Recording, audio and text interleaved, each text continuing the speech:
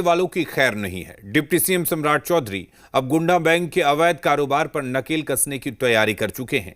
अब वैसे लोगों पर एक्शन लिया जाएगा तो सूद पर पैसा लगाते हैं, जमीन और जेवरात की गिरवी रखते हैं और बदले में मनमाना ब्याज वसूलते हैं।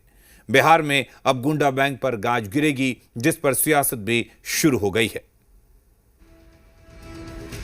डिप्टी सीएम सम्राट चौधरी के गृह मंत्री की कमान मिलने के बाद से बिहार में लॉ एंड ऑर्डर में तेजी से बदलाव देखा जा रहा है।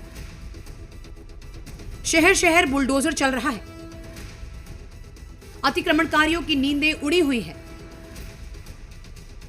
तो एनकाउंटर से अपराधियों में डर घर कर गया है। अब बिहार में गुंडा बैंक पर गाज गिरेगी। मैंने स्पष्ट तौर पर कहा है कि कोई भी व्यक्ति कोई गांव में बैंक नहीं चला सकता है जब तक आरबीआई का लाइसेंस नहीं है। ना गुंडा बैंक चला सकता है, ना सूदखोरी पर पैसा को लगा सकता है। सबसे पहले गुंडा बैंक का मतलब जान लीजिए। बिहार में बड़े पैमाने पर सूद ब्याज का धंधा चलता है।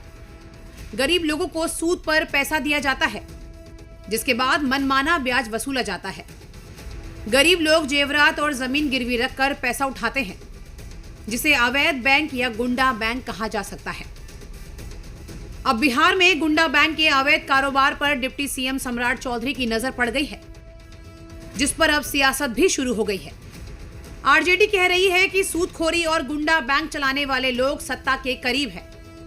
अगर हिम्मत है तो ऐसे लोगों पर कार्रवाई करके दिखाएं। तो जेडीयू कह रही है कि गुंडा बैंक तो आरजेडी वाले ही चलाते हैं। 20 सालों से सरकार उन्हीं की थी। एनडीए के लोग ही सत्ता में थे।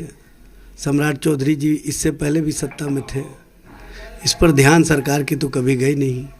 और जितना सूदखोर और गुंडा बैंक चलाने वाले वो सब सत्ता के करीब हैं। देखिए, माननीय सम्राट चौधरी जी राज्य के गृह मंत्री हैं।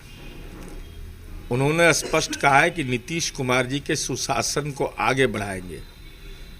गुंडा बैंक एक नई अवधारणा अपराध का आया है, जो आम लोगों का जीवन जीना मुहाल कर देता है।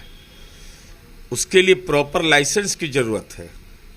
ऐसे ही नहीं कि ब्याज और चक्रवृद्धि ब्याज आप लेते रहेगा, किसी का जमीन लिखवा लीजिएगा। वहीं कांग्रेस भी चाहती है कि बिहार में गुंडा बैंक पर गाज गिरे। कांग्रेस ने डिप्टी सीएम सम्राट चौधरी के इस पहल की तारीफ की है। हालांकि कांग्रेस कह रही है कि एनडीए के लोग ही गुंडा बैंक चलाते हैं।